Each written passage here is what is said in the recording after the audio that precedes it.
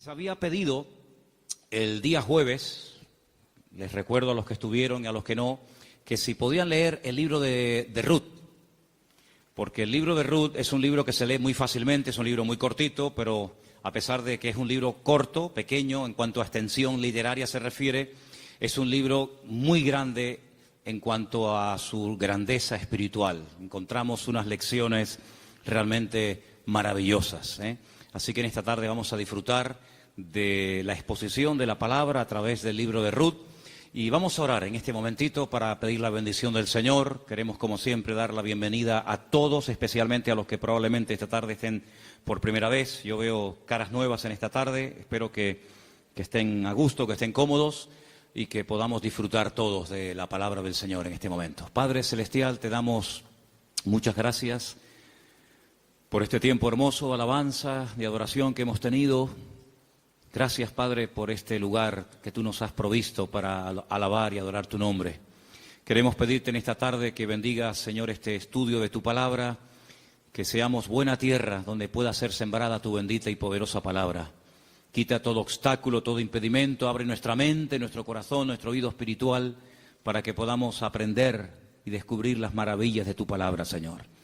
Ponemos delante de ti, pedimos tu bendición, que todo cuanto aquí se haga y se diga sea para tu gloria y tu honra. Gracias también por los hermanos de diferentes naciones que en este momento a través de internet están en sus hogares, en sus países, también escuchando tu palabra. Bendícelos también a ellos y a todos y a cada uno de nosotros. Aquí estamos para aprender de ti. En el nombre de tu amado Hijo Jesús. Amén y amén. Vamos al libro de Ruth, por favor, rápidamente. Ya se han leído unos versículos en esta tarde.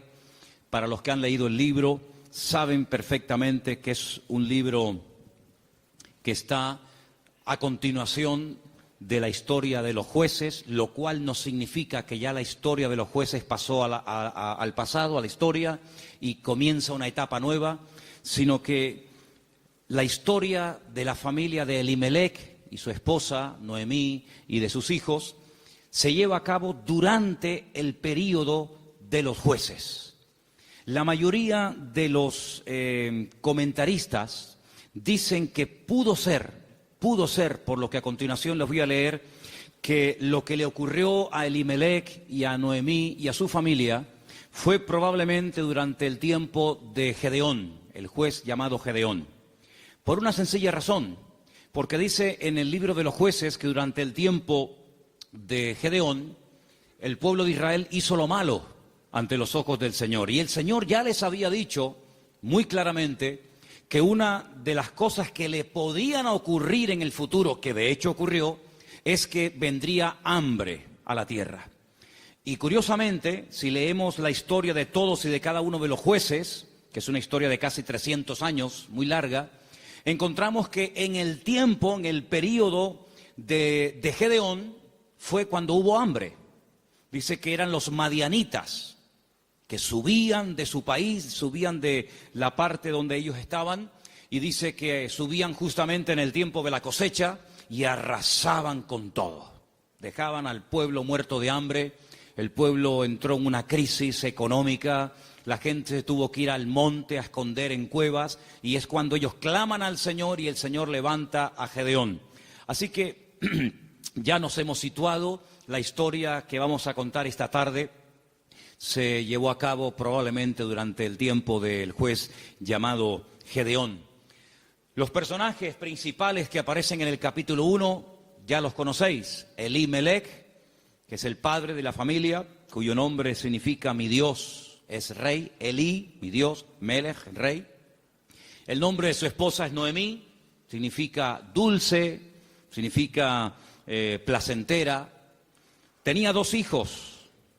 El mayor se llamaba, como dice aquí, versículo 2 de Ruth capítulo 1, Malón y Kelión. Malón significa débil, enfermizo. Probablemente era un joven, un niño que desde pequeñito fue muy enfermito y los padres lo vieron así muy flaquito, muy raquítico y le pusieron este nombre que espero que no se le ocurra ponerle a ninguno de ustedes a sus hijos. ¿Cómo se llama el niño? Enfermito. Debilucho. Y el otro no se queda atrás. El otro, Kelión, significa abatido o consumido. Dicho en términos modernos, el hecho polvo de la familia. ¿Qué familia? Bueno, ellos viven en una pequeña población llamada Bet-Lehem, cuyo nombre significa la casa del pan, en la provincia de Judea, el mismo pueblo donde tiempo más tarde nacería el rey David y donde mucho tiempo después nacería nada más y nada menos que el Mesías, el Señor Jesucristo. Ellos ven que el país está pasando por un momento terrible, diríamos hoy en día de paro, de crisis, de pobreza, de miseria, y deciden irse a vivir al extranjero, concretamente a Moab. ¿Qué país sería hoy en día Moab? Bueno, sería el territorio que ocupa Jordania, ¿vale? Hay muchos lugares desde Israel, estando uno viajando por la carretera de Israel, que lo que separa a Jordania de Israel es simplemente la frontera natural del río Jordán y la frontera natural del Mar Muerto. Si tú estás en Israel y ves perfectamente Jordania enfrente de ti. Bueno, pues a ese país llamado Moab, en aquel momento, es donde Elimelech dice, bueno, vámonos de aquí porque aquí nos vamos a morir de hambre, no hay trabajo, no, hay hambre, hay escasez, y se van a vivir a Moab. Los moabitas, como ustedes saben, es para situarnos un poquito, los moabitas eran descendientes de una de las hijas de Lot. Ustedes se acuerdan que cuando Sodoma y Gomorra fue destruida, las hijas de Lot pensaban que el único hombre que quedó vivo de toda la tierra era su padre. Y entonces ellas deciden emborrachar a su padre, mantienen relaciones con él, y de esa manera pues la raza humana no se extinguiría. Y entonces una queda embarazada, la mayor, su hijo lo llama Moab, de ahí vienen todos los moabitas, todos los que son hoy en día de Jordania, y también los amonitas, la otra hija. Eran idólatras. El dios principal que se adoraba en Moab era Quemos, una idolatría terrible, y a ese lugar, simplemente porque hay trabajo y simplemente porque hay comida, sin importarle el ambiente espiritual donde va a meter a su familia, allí se va Elimelech, el aventurero, y claro, con el paso del tiempo, lo que pareció o empezó muy bonito, termina en una auténtica tragedia. La Biblia nos enseña que el padre muere, Elimelech muere, no sabemos de qué. Noemí quedó viuda, pero tenía 2 hijos. Y los hijos eran los responsables de cuidar de sus padres cuando estos eran mayores o quedaban viudos. Pero con tan mala suerte, dirían algunos, que sus 2 hijos, da a entender el texto que murieron los 2 en el mismo tiempo, el mayor y el menor.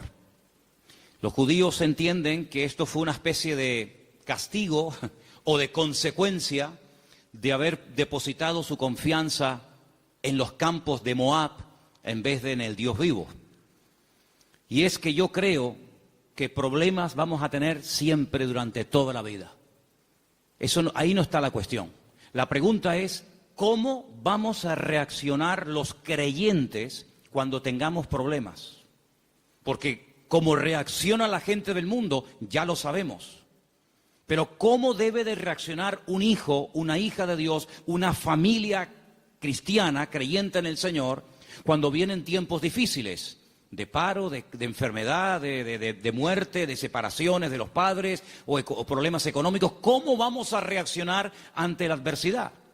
Bueno, no se le ocurrió otra cosa a Elimelech que decir, vámonos de aquí y nos vamos a Moab y empezamos de cero.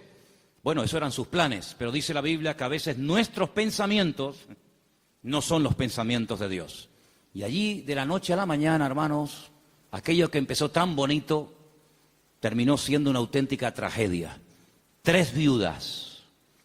Orfa, la que se casó con uno de los hijos de Elimelech y Noemí. Ruth, la otra que se casó con otro hijo. Y también Noemí. 3 mujeres solas ante el peligro. En aquella época no había pagas, ni había ayudas del gobierno, ni del Estado para mujeres viudas. Ya el Señor en su palabra, como vamos a ver en esta tarde, había organizado un sistema para ayudar a los más necesitados, a los colectivos más desfavorecidos, como eran las viudas, los huérfanos, también, como no, los extranjeros. Vamos a verlo dentro de un momento. Pero Noemí decide regresar. Ahora, si ustedes han leído detenidamente el libro, se van a dar cuenta que lo más probable es que las propiedades, sobre todo las tierras que eran en su día de Elimelec, él las tuvo que vender o hipotecar para poder marcharse con su familia al extranjero. Eso es algo que ha hecho muchísima gente que han venido de otras naciones. Tal vez en esta tarde hay alguien aquí entre nosotros que dice, pues eso es lo que yo he tenido que hacer. He tenido que hipotecar mi casa o pedir un préstamo a un banco o vender un terreno que yo tenía en Bolivia, en Argentina, en Ecuador, en Brasil o donde fuera para poder venir a España, a Europa y empezar una vida nueva. Evidentemente eso lo tuvieron que hacer ellas, porque después vamos a ver que efectivamente eso fue lo que pasó. Así que ya no tienen propiedades, ya no tiene marido, ya no tiene hijos y ahora no solamente está viuda, sino que ahora ya tiene unos cuantos años encima y el presente y el futuro es realmente terrible, terrible. Las dos nueras le dicen, no te preocupes, nosotras vamos a ir contigo, te vamos a apoyar, te vamos a sustentar, pero hay un momento en el que Noemí se vuelve y les dice las siguientes palabras. Estamos en Ruth capítulo 1.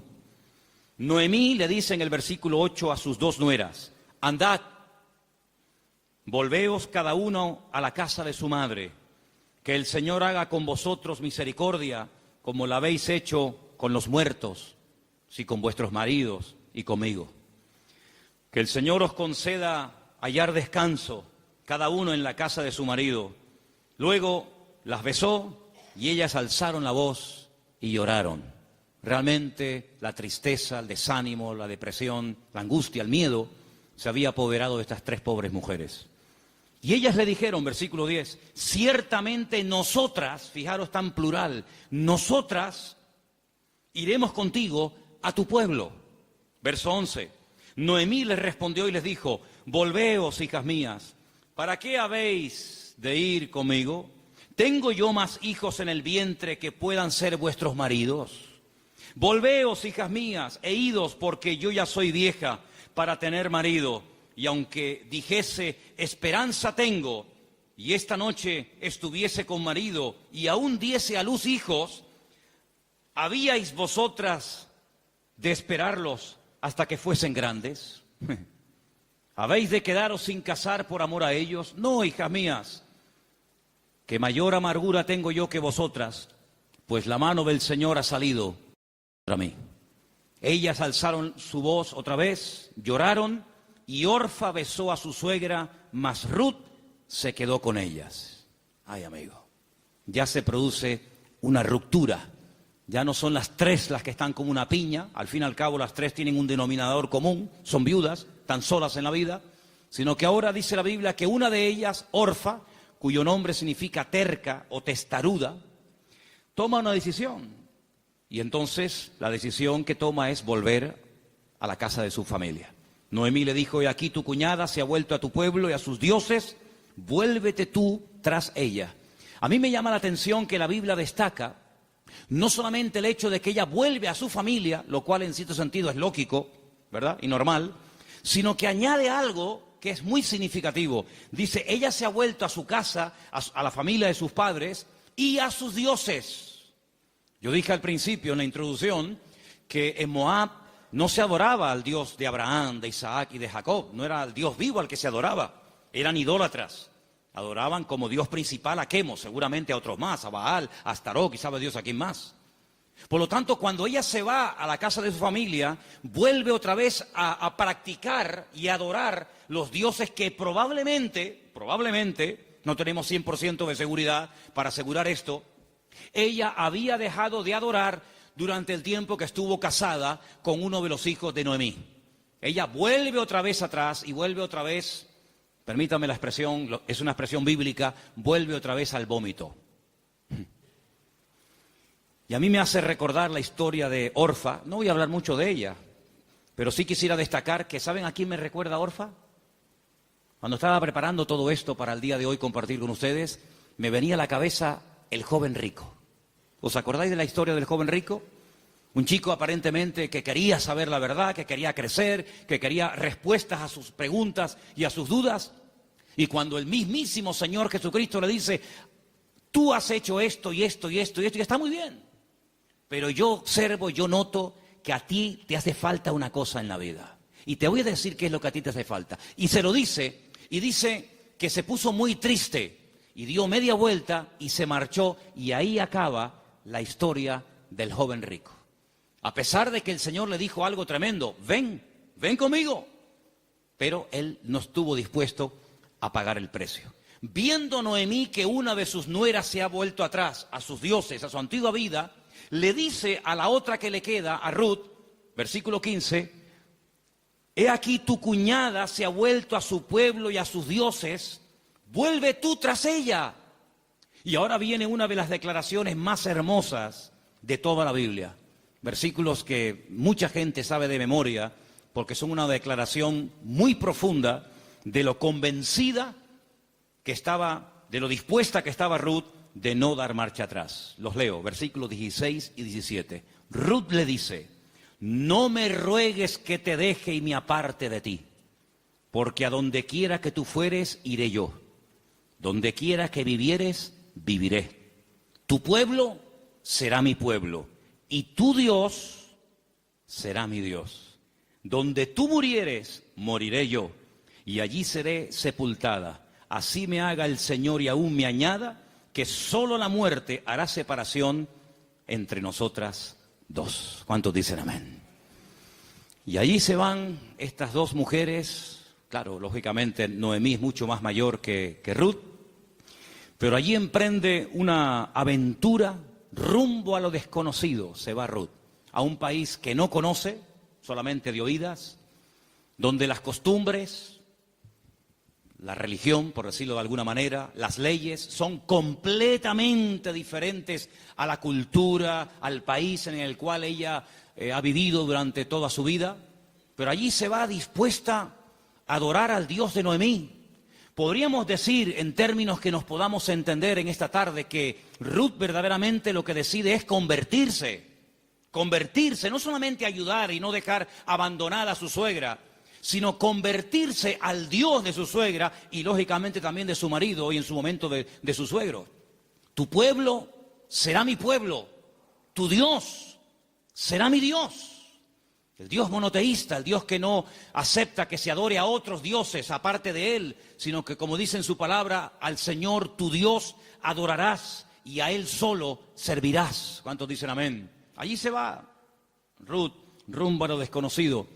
Y saben, hermanos, hay un capítulo en la Biblia, que es el famoso capítulo de la mujer virtuosa de Proverbios, que si no me equivoco creo que es el capítulo 31, el último capítulo del libro de Proverbios, que se llama La mujer virtuosa, Eshet Hayil.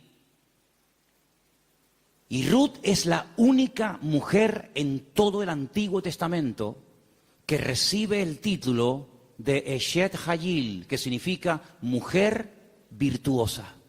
Es decir, que cuando leas el capítulo 31 de Proverbios y que te habla de la mujer virtuosa, tú dices, bueno, ¿y quién es una mujer virtuosa? ¿A quién puedo ver como punto de referencia en la historia de la Biblia para saber a lo que se refiere el Señor? Ahí la encuentras en el libro de Ruth. Una mujer sacrificada, trabajadora, fiel, que es capaz de renunciar a todo a cambio de nada, aparentemente. Una mujer que incluso está dispuesta a morir en tierra ajena.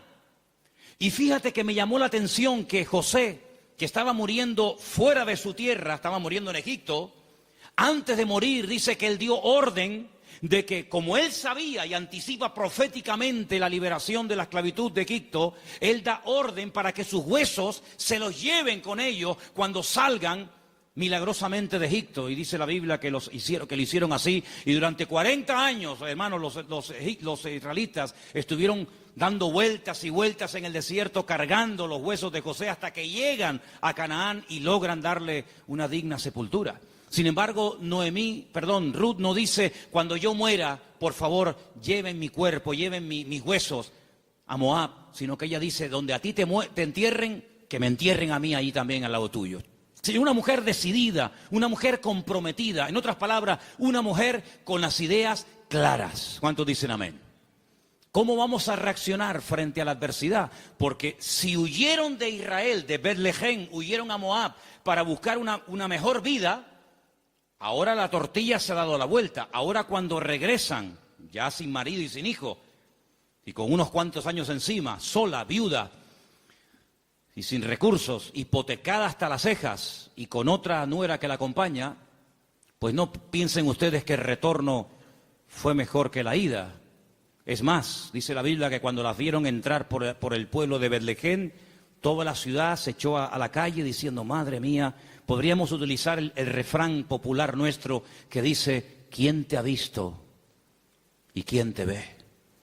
La mujer salió, o las mujeres salían al encuentro a saludarla y le decían, Noemí, Noemí, tantos años sin saber de ti, vienes sin marido, vienes sin hijo, vienes enferma, golpeada, herida por la vida. Y ella decía, no, por favor, no me llaméis nunca más, no me llaméis más Noemí, porque yo no tengo placer, no tengo contentamiento, ya no me alegra, ya no me llena nada en la vida. Por favor, llamadme Mará, Mará, que significa mujer amargada o afligida. ¿Qué te parece? Y ahora uno dice, bueno, ¿y ahora qué? ¿Ahora qué? ¿A qué se van a dedicar estas mujeres? Ahora sí quiero que vayamos al libro de Levítico, donde hay unos versículos que pocas veces se leen, pero vamos a ver que son muy interesantes, porque en ese pasaje de Levítico, capítulo 19, del 9 al 10, no sé si ustedes lo tenían buscado, ¿no? Okay. Capítulo 19 de Levítico, vamos a leer una ley que solamente existía en el pueblo de Israel en aquel tiempo, y es una ley tan extraordinaria, tan increíble, que fue lo que ayudó en cierto sentido a restaurar la vida de Ruth y de Noemí en aquel nuevo país para ella. Levítico capítulo 19, versículos 9 y 10, el Señor dice en su palabra, cuando ciegues la mies de tu tierra, no segarás hasta el último rincón de ella, ni espigarás tu tierra segada. No rebuscarás tu viña, ni recogerás el fruto caído de tu viña. Para el pobre y para el extranjero lo dejarás, dice el Señor. ¿Qué es lo que hacía la gente? Cuando iba a coger la cosecha, arrasaban con todo. Y si se caía un racimo de uvas, o se caía una espiga de trigo, o de cebada, o de lo que fuera, daban marcha atrás y lo recogían. Y si alguien se metía en aquel campo después del tiempo de la siega, estaba pelado, no había nada. Sin embargo, el Señor dice, ustedes van a ser diferentes. Esto es una ley donde el Señor muestra su amor y su compasión por el pobre, por el huérfano, por la viuda, por el extranjero, por el que no tiene prácticamente ningún recurso para buscarse la vida, como el caso de Ruth y de Noemí. Ustedes cuando vayan a segar, no sean avariciosos, no quieran acapararlo todo. Oye, si se cae una espiga, déjala. Si hay un rinconcito que no quieres, digamos, cosecharlo, meter la hoz, déjalo ahí en un rinconcito, para que cuando ustedes terminen, pues puedan entrar los que no tienen tierra, los que no tienen trabajo, las viudas, los extranjeros, los pobres, los huérfanos, y puedan de alguna manera conseguir algo para llevarse a la boca. Y eso es lo que utiliza Ruth. Como ella sabe, evidentemente por los labios y por la influencia buena de Noemí sobre ella, le dice, vete a espigar, vete hoy a buscar la vida. Noemí, ¿a dónde va a ir la pobre? Si la pobre ya está vieja, está enferma, está cansada, está desanimada, pero allí se va Ruth. Y si ustedes han leído el libro, dice que se va antes de la salida del sol y cuando llega la noche aún está espigando en el campo. Es increíble. Ella podía haber recogido menos, pero ella está recogiendo para ella y también para su suegra Noemí. Y hay un momento en el que la invitan a comer.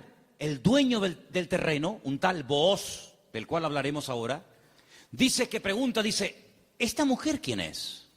Dice, esta es la nuera de Noemí, lleva todo el día trabajando. Dice, denle de beber agua. Y cuando llega la hora del almuerzo, cuando llega la hora de la comida, la Biblia dice que la invitan a comer. Y ella dice que comió hasta saciarse, pero hay un momento en el que le sobra comida, y en vez de tirarla a la basura, como la mayoría de la gente hace cuando le sobra comida, dice que ella la guarda. Y cuando llega a la noche a la casa de Noemí, dice que le enseña un efa.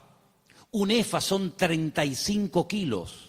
en este caso de cebada, y dice, mira, esto es lo que yo hoy he espigado, después lo he tenido que desgranar para hacer la harina, y no solamente eso, sino que te traigo la comida que me sobró al mediodía, te la traigo para que tú comas.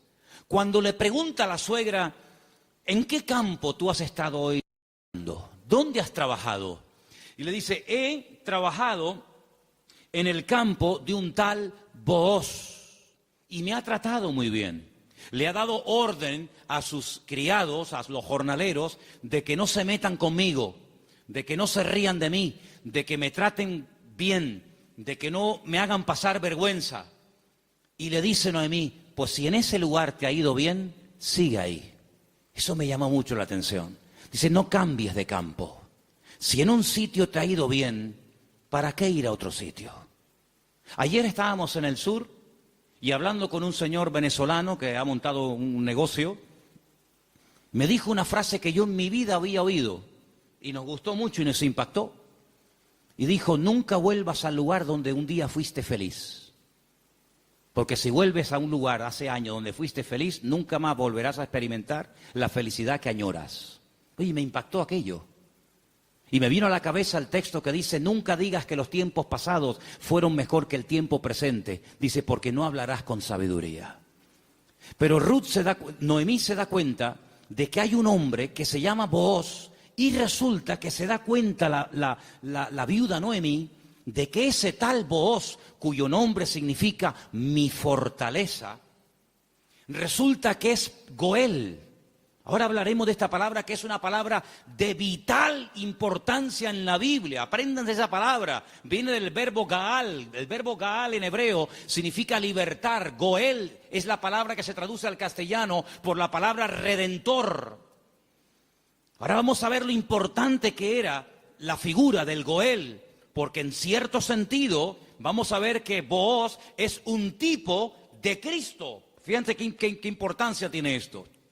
Resulta que había una ley, que vamos a leerla, hemos leído la ley de la siembra, de dejar trozos para los pobres, para las viudas, pero en Deuteronomio capítulo 25 hay una ley muy interesante que yo no sé, si la tuviéramos que poner en práctica nosotros hoy en día, si estaríamos dispuestos a cumplir con esto. Yo no sé, pero es muy interesante, no sé si alguna vez la has escuchado. Dice así, Deuteronomio capítulo 25, del versículo 5 en adelante. Dice así la palabra, escucha. Cuando hermanos, varones, habitaren juntos y muriere uno de ellos, como el caso de Malón y Kelión, que eran hermanos que vivían juntos, si muere uno de ellos y no tuviere hijos, la mujer del muerto no se casará con hombre extraño. Su cuñado se llegará a ella y la tomará por mujer y hará con ella parentesco. Y el primogénito que ella diere a luz sucederá en el nombre de su hermano muerto, para que el nombre de éste no sea borrado de Israel. ¿Entendéis, no? Si el hombre no quisiere tomar a su cuñada, irá entonces su cuñada a la puerta, a los ancianos, y dirá, mi cuñado no quiere suscitar nombre en Israel a su hermano, y no quiere emparentar conmigo. Entonces los ancianos de aquella ciudad lo harán venir, hablarán con él, y si él se levantare y dijere, no quiero tomarla, se acercará entonces su cuñada delante de los ancianos, le quitará el calzado del pie, le escupirá en el rostro y le hablará y le dirá, así será hecho al varón que no quiere edificar casa a su hermano. Y se le dará este nombre en Israel, la casa del descalzado. Qué ley tan extraña, ¿no? Dos hermanos y uno de ellos muere sin haber tenido hijos, y para que no se olvide o para que no se quede su nombre borrado en la historia, el hermano vivo, que es el Goel, el Redentor, tenía que casarse con la viuda, y el primer hijo que naciera de esa relación es como si fuera hijo del hermano difunto, para que de esa manera se perpetuara su nombre y para que de esa manera las herencias y las tierras no se diluyeran en el espacio y en el tiempo. Y esto es lo que le ocurre a Ruth. Ruth resulta que se casó con un judío, con un hombre de Belén de Judea, pero ella no tuvo hijos con él. Su hermano, es decir, su cuñado, también murió. Por lo tanto, no hay posibilidad de redimirla. Pero cuando llegan a Israel, la familia de Elimelech, la familia de su marido, pues siguen viviendo allí. Y hay un pariente cercano al cual Booz le dice, oye, a ti te corresponde el derecho de casarte con Ruth. A ti te corresponde el derecho de pagar todas las deudas de Ruth.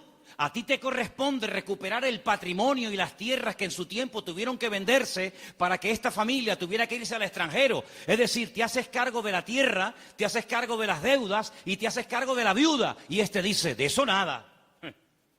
De eso nada. Pagar yo deudas que no son mías y casarme yo con una mujer que a mí ni me va ni me viene. Y Booz dice, muy bien, vamos a ir delante de 10 ancianos, vamos a ir delante de un minyan, delante de 10 hombres judíos, y tú vas a decir eso delante de ellos, que no quieres redimir a Ruth, que no quieres hacerte cargo de sus deudas, de sus hipotecas y de la viuda, y lo vas a decir delante de testigos. Y lo dice. Y entonces es cuando entra en escena Booz y le dice a Ruth, hija, tú no te preocupes ahora. La diferencia de edad de Ruth y de Booz tenía que ser inmensa. Algunos comentaristas dicen que ese pariente que rehusó casarse con Ruth probablemente era un hermano de su suegro, de Elimelech. Y algunos comentaristas también he oído que opinan que Booz puede ser que también estuviera emparentado con su suegro, de tal manera que ya era un señor mayor, una persona ya de cierta edad, había una diferencia de edad tremenda. Pero él asume la responsabilidad, no solamente de casarse con la viuda, sino de pagar la hipoteca y las deudas que la familia dejó y que hay que volver a recuperar las tierras. Lógicamente todo eso costaba dinero. Solamente había dos posibilidades de que en Israel una persona que se desprendiera de patrimonio pudiera volver a recuperarlo. Solamente había dos formas. Una, que llegara el año de jubileo. ¿El año de jubileo qué era? Era una celebración, una fiesta que se llevaba a cabo cada 50 años. A los 50 años las deudas quedaban anuladas. De ahí viene una parte del famoso Padre Nuestro. Padre Nuestro, perdona nuestras deudas, como nosotros también perdonamos a nuestros deudores. Está inspirado un poco en el año de jubileo. Los que eran esclavos, se les daba la libertad. Si alguno no quisiera, había todo un proceso para poder volver a retenerlo. Y si alguien había tenido que vender por cuestiones económicas, por necesidad, una propiedad, un terreno, cuando llegaba el año de jubileo, repito, cada 50 años, bueno, todo volvía otra vez a sus dueños originales. ¿Para qué esta ley? Para recordarle al pueblo de Israel que la usura, el querer cada vez tener más y más y más y más y más, a cambio de las desgracias ajenas, eso no se podía dar en el pueblo de Israel. Cada 50 años se empezaba de cero. Nadie le debe nada a nadie. Los ricos no iban a ser cada vez más ricos y los pobres cada vez iban a ser más pobres. De esa manera era una ley justa, una ley donde se le daba oportunidad al que se había endeudado y jamás iba a poder pagar las deudas. Fíjate qué terrible la ley de los desahucios en España. 600.000 familias, 600.000 familias, multiplica por 3 o 4 miembros cada familia, estamos hablando ya de millones de personas, tuvieron que dejar la casa que no podían pagar. Los padres en algunos trancarle la nómina y un alto porcentaje se lo quitaron. Es decir, un sistema faraónico donde te ofrecían todo los bancos a cambio de nada, y te llamaban y te ofrecían todo llamándote a tu casa, y una vez que te tienen en su territorio, te aprieta el nudo, amigo, y de aquí no sales nunca. El sistema del faraón en los tiempos modernos. En vez de faraón, llámalo como quieras. Sin embargo, Dios en su palabra jamás iba a permitir que su pueblo cada vez fuera de mal en peor, endeudándose de tal manera que al final era imposible hacer frente a semejantes deudas. Y una cosa también muy importante, aunque no es el tema a tratar, entre hermanos no se podían dar préstamos con intereses. Ustedes saben que hay personas que están pagando muchos años y todavía la deuda no se ha pagado. Lo que están pagando es simplemente parte de los intereses, porque son tan elevados que por una regla de 3, cuanto más pagas, más debes. ¿Cómo se come eso, hermano? Así que la única forma de recuperar una tierra que se había vendido era llegar al año de jubileo. Pero ¿quién le aseguraba al que había vendido una propiedad, ponte que tuviera 40 o 50 años, que iba a durar otros 50 años para recuperar la tierra? Era prácticamente imposible, impensable. Pero luego había otra forma. Era otra forma. Pero claro, ahí había que tener mucho amor y mucha compasión. Y era decir, no es mi deuda, entre comillas, no es mi problema, pero yo voy a redimirte, yo voy a ser tu Goel, yo voy a asumir cuánto debes. Pues mira, tuve que vender la casa, tuve que hipotecarla, tuve que vender el terreno, tuve que hipotecar los animales. En algunos casos tuve que vender a mis hijos como esclavos a trabajar a jornal durante un tiempo. Yo me hago cargo de todas tus deudas y encima me caso contigo, levantamos descendencia y empezamos una vida nueva. ¿Cuántos dicen amén? Bueno, hermano, eso fue lo que hizo el Señor Jesucristo por todos y cada uno de nosotros, ¿sí o no? Cuando vinimos al Señor, la inmensa mayoría de los que estamos aquí y muchos de nosotros, ¿cómo vinimos al Señor? ¿En nuestro mejor momento? Yo pienso que la mayoría de los que nos hemos convertido al Señor, cuando vinimos a los pies de Cristo, vinimos en nuestro peor momento. Algunos desanimados, otros enfermos, otros enganchados, otros esclavos de no sé qué y de no sé cuánto. Pero el Señor Jesucristo dijo, a ver, ustedes tienen una deuda tremenda. Y una deuda no con un banco, no con una financiera. Ustedes tienen una deuda conmigo. Y es una deuda que no se puede pagar con trabajo, ni con dinero, ni con lágrimas, ni con sudor. Es una deuda que solamente se puede pagar con sangre. Pero no cualquier sangre, sino con la sangre preciosa de Jesucristo. Y vuestra miseria, vuestra hipoteca, vuestra crisis material y espiritual, yo me hago cargo de ella. Y yo os compro a precio de sangre. Y por eso podemos leer en Primera de Pedro unos versículos tremendos, donde basados en la ley del Goel, el que redimía al que estaba destruido, Pedro dice, tenéis que saber, hermanos queridos, Primera de Pedro 1:18, que habéis sido rescatados. Eso fue lo que hizo Booz por Ruth, rescatarla, redimirla. Vosotros fuisteis rescatados de vuestra vana manera de vivir, la cual recibisteis de vuestros padres. No con cosas corruptibles como oro o con plata, sino con la sangre preciosa de Cristo, como de un cordero sin mancha y sin contaminación, ya destinado desde antes de la fundación del mundo. Cristo, antes de que existiera Adán y Eva, antes de que existiera el jardín del Edén, Él sabía que un día iba a venir a este mundo a morir en la cruz por los pecadores. Desde antes de que el mundo existiera, ya Él sabía que su destino iba a ser ese. Desde antes de la fundación del mundo, pero manifestado en los postreros tiempos por amor de vosotros. Y mediante Él, ¿cuál creéis en Dios? Quien le resucitó de los muertos y le ha dado gloria, para que vuestra fe y esperanza sean en Dios. ¿Cuántos dicen amén? Este Booz es un hombre tremendo.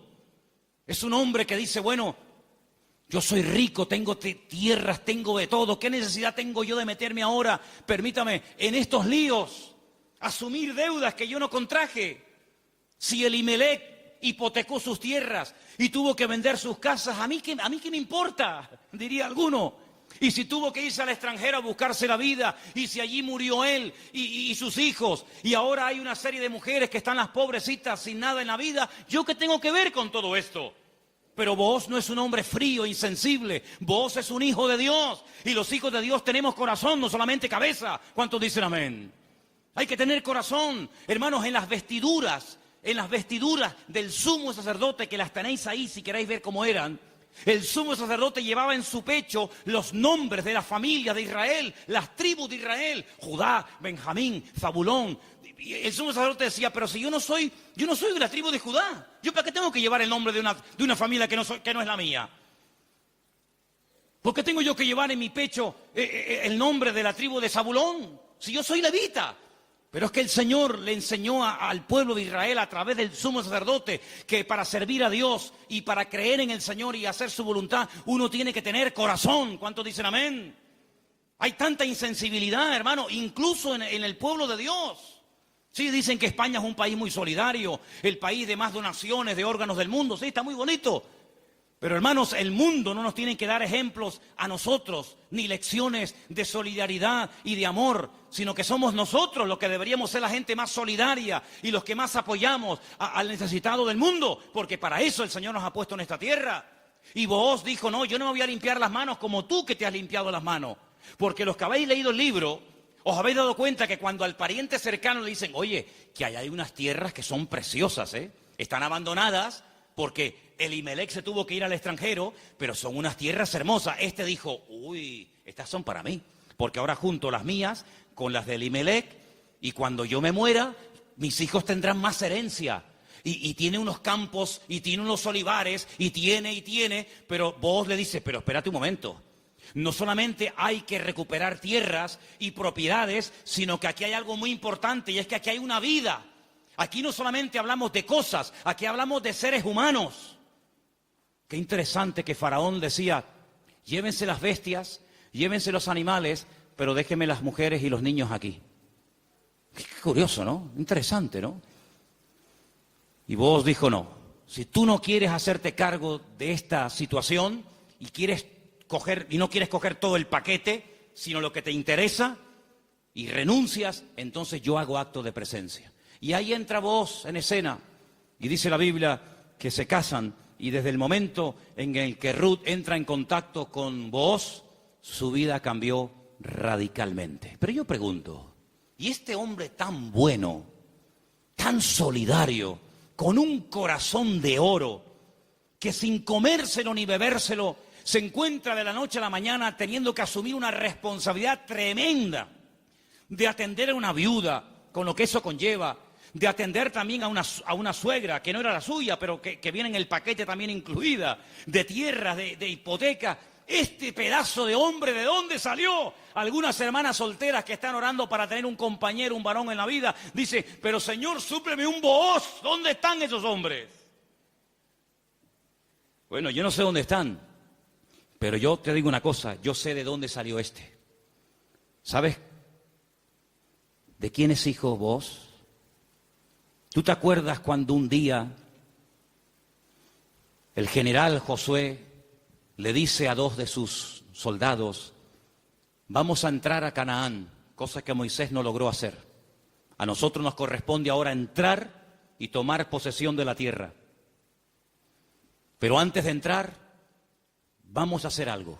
Voy a mandar a 2 espías, no exploradores como los que mandó Moisés, que fueron unos inútiles, sino 2 espías. 2 hombres que entren secretamente y cuando vengan nos digan qué estrategia tenemos que emplear para atacar este pedazo de ciudad con doble muro, cerrada, imposible de conquistar. Y ahí se van estos 2 hombres. Y van y se quedan en una casa de prostitución. Y algunos dirán, ¿y cómo 2 hombres del pueblo de Israel se van a semejante lugar? Bueno, no es que fueron a pecar, sino que era el lugar donde 2 extranjeros pasarían desapercibidos perfectamente, porque por allí entraban y salían muchos. Y allí contactaron con la dueña de aquel negocio, por llamarlo de alguna manera, y la dueña una noche en una habitación les dice, yo sé quiénes son ustedes, yo sé de qué país sois, yo sé que vosotros sois israelitas, y yo he oído lo que vuestro Dios ha hecho por vosotros. Yo he oído que ustedes salieron de un país llamado Egipto y cuando llegaron a la frontera natural del Mar Rojo que no podían avanzar y el faraón venía detrás, ustedes clamaron al Señor y el Señor les abrió el Mar Rojo y ustedes pasaron por en medio de él. Y cuando el faraón intentó meterse, el Señor cerró las aguas y murieron los ejércitos del faraón. Y ustedes entraron por el desierto y hemos oído lo que el Señor ha hecho por vosotros. Y por eso la ciudad está muerta de miedo y ha desfallecido nuestro corazón. Yo suplico, yo ruego por amor de vuestro Dios, que cuando entréis y toméis posesión de la tierra, porque sabemos, y dice así, sabemos que Jericó va a ser tomada y conquistada por vosotros, que tengáis misericordia de mí y de mi familia. Y estos hombres se quedan sorprendidos porque esta mujer está contando las noticias de hace 40 años. ¿Tú te acuerdas de lo que leíste en el periódico hace 40 años? Bueno, algunos dirán, pero si yo no tengo más que 25. ¿Pero alguien se acuerda aquí de lo que leyó en un periódico hace 40 años? Ella lo tenía fresco en su mente. Vienen a por nosotros, nuestros días están contados. Esta tierra no nos pertenece. Vienen los hijos de Dios. Viene el Dios de Abraham, de Isaac y de Jacob. Tengo que tomar medidas preventivas. Tengo que salvar mi vida y la de mi familia. Y los espías le dicen, vamos a hacer algo. Si tú no te chivas, si tú no dices que hemos estado aquí, si tú no vas ahora con el cuento al capitán de la guardia o al rey de Jericó, sino que tú mantienes el secreto. Y el día que nosotros entremos en la ciudad, tú estás dentro de la casa con toda la familia que quiere ser salva, nosotros te protegeremos a ti y a toda tu familia. Y como va a ser esto algo tremendo, porque aquí va a haber una conmoción, un terremoto, esto va a ser un cataclismo terrible, y una ciudad tan enorme, para saber diferenciarla de tantas casas, coge este trapo de color rojo, lo amarras ahí por fuera de la ventana. Yo le diré a los soldados cuando entren a tomar posesión de Jericó, que donde hay un trapo rojo colgado ahí en la ventana, ahí no entren, que esa es la casa de Rahab, la ramera. Y dice la Biblia que ella vivía entre un trozo del muro y el otro, entre muro y muro. Toda la ciudad cayó. No cayeron los muros de Jericó, hermanos, ¿sí o no? Cayeron los muros de Jericó, pero la casa de Rahab no cayó. Pero no estaba en el muro. Pero el que confía en el Señor verá cómo caen a su lado 1000 y 10.000 a su día. Mas a ti no llegará, dice la Biblia. Toda la ciudad cayó, hermano, como añicos. Pero la casa de Rahab se quedó ahí. Y ella se va a vivir con su familia al pueblo de Israel. Y se casa, dice la tradición, con uno de aquellos espías que se llamaba Salmón. No es que se casó con un pescado. Se casó con un señor que se llamaba Salmón. Y queda embarazada. Y cuando da luz, nace nada más y nada menos que un hijo que le pusieron Booz. Ay, amigo, así que Booz era el hijo de Rahab, la de Jericó. Sí, amigo. ¿Qué te parece? ¿Cómo una persona puede cambiar la vida cuando pone su mirada y su confianza en las manos del Señor? De ser una mujer como era en Jericó, a lo que llegó a ser cuando lees el árbol genealógico, los antepasados de Cristo, en Mateo capítulo 1, te encuentras que en el árbol genealógico de nuestro Señor Jesucristo aparece nada más y nada menos que Rahab, aquella mujer salvada milagrosamente de la destrucción de la ciudad de Jericó. Es que en el libro de Ruth hay algo que predomina, hay un hilo conductor que lo encuentras por todas partes, y es que nuestro Dios es un Dios que es un especialista en restaurar vidas destrozadas. ¿Cuántos dicen amén? No solamente es un Dios que echa fuera demonios y un Señor que levanta al caído y un Dios que sana a los enfermos y que salva a los pecadores, sino que es un Dios que le encanta restaurar vidas destrozadas, y cuanto más difícil, mejor lo hace. ¿Cuántos dicen amén? Dile al que está a tu lado, nuestro Dios es un Dios que restaura las vidas. ¡Aleluya! Nuestro Dios restaura las vidas. ¡Aleluya! Vos, el Goel, el Redentor, asume sus responsabilidades, sabe que el primer hijo va a ser considerado no como suyo, sino como hijo del difunto, del marido de Ruth, pero no le importa. No le importa, porque él no se quiere llevar la gloria en ningún momento, sino que él quiere hacer la voluntad del Señor, aunque el precio a pagar sea ese. Y por querer preservar el nombre, la memoria, el recuerdo del primer marido de Ruth, este hombre pasa a la historia por ser un gran hombre de Dios. ¿Te das cuenta? Lo que uno siembra es lo que uno cosecha. ¿Cuántos dicen amén? Ahora, no solamente el Goel, el Redentor, era el responsable de pagar las deudas del difunto y recuperar las tierras y casarse con la viuda, sino que hay un elemento que quiero mencionarlo de pasada, no aparece en el libro de Ruth, pero lo quiero comentar, y es que era el responsable de vengar la sangre, era el vengador de la sangre. Es decir, si por ejemplo al marido de Ruth lo hubieran matado, en vez de morir de una enfermedad, como aparentemente parece que murió, lo hubieran matado, Booz tenía la obligación de vengar la sangre del marido de Ruth. Era el que vengaba la sangre derramada inocentemente por cualquier persona. Pero eso no lo quiero tocar, pero también entra dentro de la responsabilidad del Goel. Ahora, hay 3 versículos que vamos a leer en esta tarde que son muy bonitos y muy interesantes, y por favor presten atención. Salmo 119, 154. Defiende mi causa y redímeme, vivifícame con tu palabra. Vuélvelo a leer otra vez, por favor. Defiende mi causa y redímeme, vivifícame con tu palabra. La figura del Redentor, la figura del Goel, estaba tan impregnada en la cultura judía, en la cultura bíblica, que los salmistas, los que escriben salmos y otras porciones de la Biblia, conociendo la importancia de este personaje tan trascendental para poder restaurar vidas destruidas, se inspiran en esa figura, y entonces el salmista, que seguramente es el autor del Salmo 119, el rey David, dice: redímeme, sé tú mi Goel. Fíjate qué importante era la figura del Goel en aquellos tiempos. Proverbios 23:11, por favor. Porque el defensor de ellos es el fuerte, el cual juzgará la causa de ellos contra ti. Ahí está, el Señor haciendo las veces del fuerte, del protector, del que cuida, del que redime, del que ayuda a levantar al que ha tropezado y caído. Realmente es algo realmente extraordinario. Y el último texto, Isaías 41:14.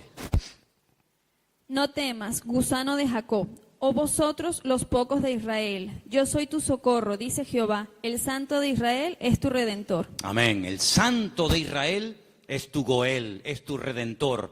Él es el que se va a encargar. Ahora, hermano, déjeme que les diga algo. El Goel, el Redentor, ¿de qué se hacía cargo? ¿Solamente de la viuda? ¿Solamente de las deudas? Se hacía cargo de todo. El primero renunció porque quería parte de la tierra, pero no quería asumir la responsabilidad de casarse con la viuda. Booz dice: no, todo o nada. Las deudas, las hipotecas, lo que se perdió, y también de la viuda.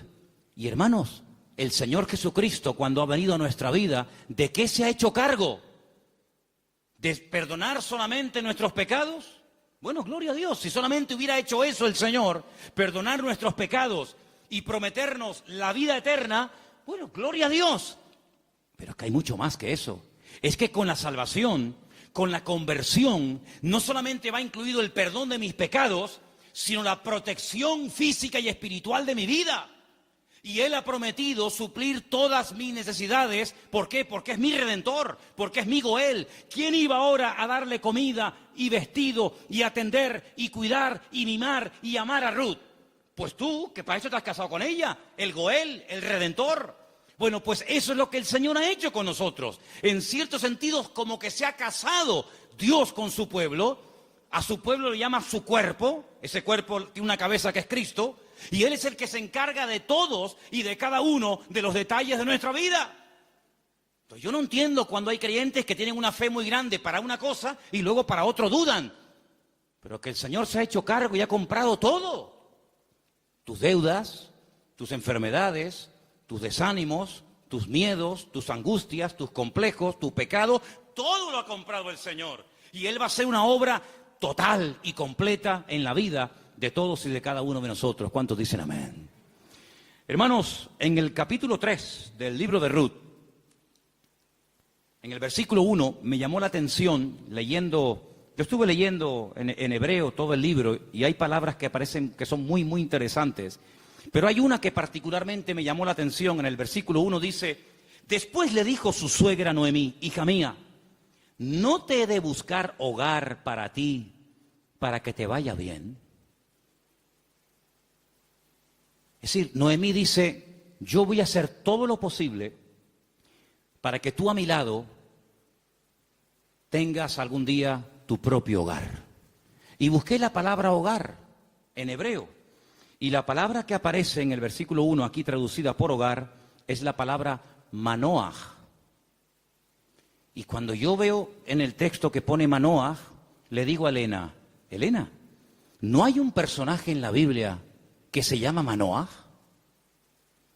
Y me dice, sí. ¿Quién era Manoaj? Sí, señor. Muy bien, hermano. Era el padre de Sansón, Manoaj. Y digo, voy a buscar lo que significa Manoaj. Y resulta de que me encuentro que la palabra hogar, Manoaj, se puede traducir por descanso, tranquilidad, reposo, quietud y otros tantos sinónimos. Y me pongo a buscar versículos en la Biblia, solamente vamos a leer 2. Me pongo a buscar versículos en la Biblia donde aparece la palabra Manoaj y me quedé sorprendido, porque una de las primeras veces que aparece la palabra Manoaj, traducida aquí en el texto castellano-español por la palabra hogar, es en Génesis 8:9, y os vais a quedar sorprendidos, porque tiene que ver con un pájaro, tiene que ver con un animal. ¿Lo tenéis? Génesis capítulo 8, versículo 9, y dice así. ¿Lo tienen, chicas? ¿Sí? Vamos. Y no halló la paloma donde sentar la planta de su pie, y volvió a él al arca, porque las aguas estaban aún sobre la faz de la tierra. Entonces él extendió su mano y tomándola, la hizo entrar consigo en el arca. Noé no podía consultar el parte meteorológico, no tenía ordenador dentro del arca, no tenía WhatsApp y decir, oye, por ahí donde tú vives, bueno, es que no podía decir eso, porque es que no había nadie con vida fuera del arca.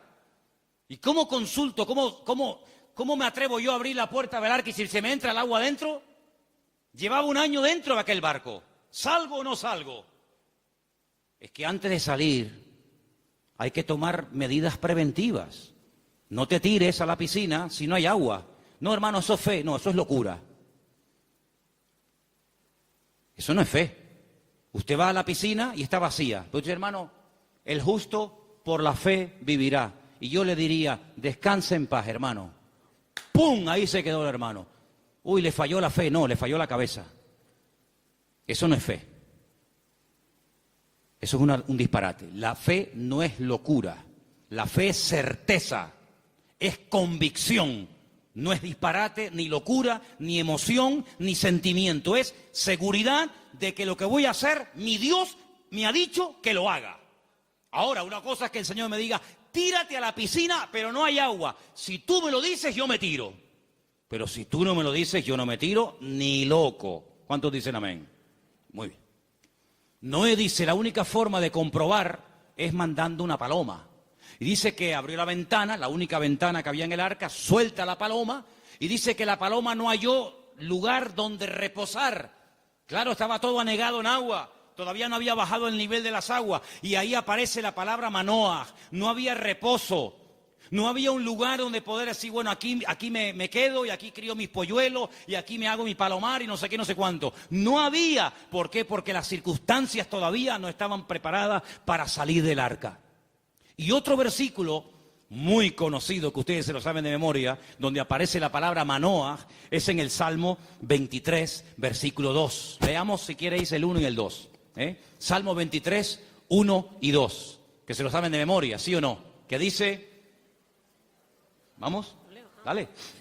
Jehová es mi pastor, nada me faltará. En lugares de delicados pastos me hará descansar. Junto a aguas de reposo me pastoreará. Junto a aguas de reposo. Allí donde hay calma, donde hay quietud, allí me pastoreará el Señor. Una de las características del Señor es que lo que hace el Señor trae al corazón reposo, tranquilidad, paz. ¿Cuántos dicen amén? Donde hay paz está el Señor.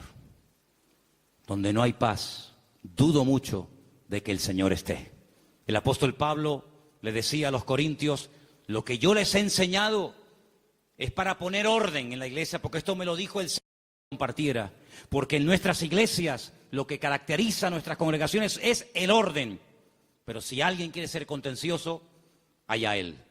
Por lo tanto, hermanos, lo que Noemí le está diciendo a su nuera, Ruth, es que el anhelo de su corazón es que Ruth logre tener algún día un reposo, que logre tener un sitio de tranquilidad donde sea feliz. Y por eso se traduce por la palabra hogar. Y yo pregunto una cosa, ¿y tu hogar cómo está esta noche? ¿Tu hogar es un lugar de reposo? ¿Tu hogar es un lugar de calma y de quietud y de paz? Porque si no lo es, la culpa no la tiene Pedro Sánchez, que dimitió ayer. ¿O también se la vamos a echar a él?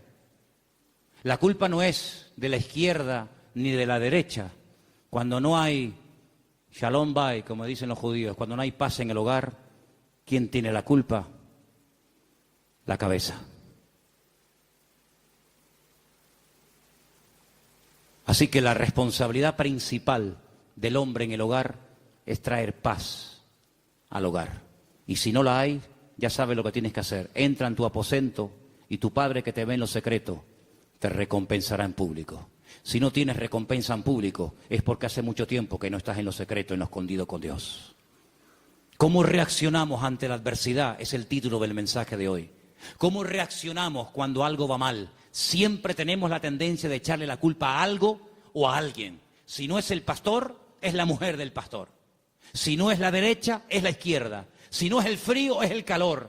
Si no es el que se fue, es el que se quedó. Siempre buscamos un chivo expiatorio al que echarle la culpa. Noemí, hay un momento cuando ella regresa del extranjero que le dice a la población de Betlehem, no me llaméis Noemí, porque la mano del Señor se ha vuelto contra mí. La mano del Señor no está contra ninguno de sus hijos. Simplemente que hay un trato, hay circunstancias, hay situaciones en la vida por las cuales tendremos que pasar, nos guste o no. Pero no tenemos que tener ningún temor, porque lo que permita el Señor en nuestra vida, todo absolutamente está bajo la mano y el control de nuestro Dios. ¿Cuántos dicen amén? Y eso fue lo que consiguió Ruth. Un hogar de paz, de quietud y de calma. Y quiero terminar leyendo unos versículos del libro de Ruth, capítulo 4, versículo 11, que fue la bendición que pronunciaron, la bendición que le dieron a los que se casaban ese día, a Ruth y a Booz. Capítulo 4, versículo 11. Dijeron los que estaban allí congregados, los testigos, todos los que estaban en el pueblo, desde el pueblo a la puerta con los ancianos, dijeron, testigos somos. El Señor haga a la mujer que entra en tu casa como a Raquel y como a Lea, las cuales edificaron casa de Israel, y tú seas ilustre en Efrata y seas de renombre en Belén, y sea tu casa como la casa de Fares, el que Tamar dio a luz a Judá, por la descendencia que de esta joven te dé el Señor. Y Booz tomó a Ruth, y ella fue su mujer, y se llegó a ella, y el Señor le dio que concibiese y diese a luz un hijo. Y hermanos, los últimos versículos del libro de Ruth dicen así, el verso 21, Salmón, el papá de Booz, es decir,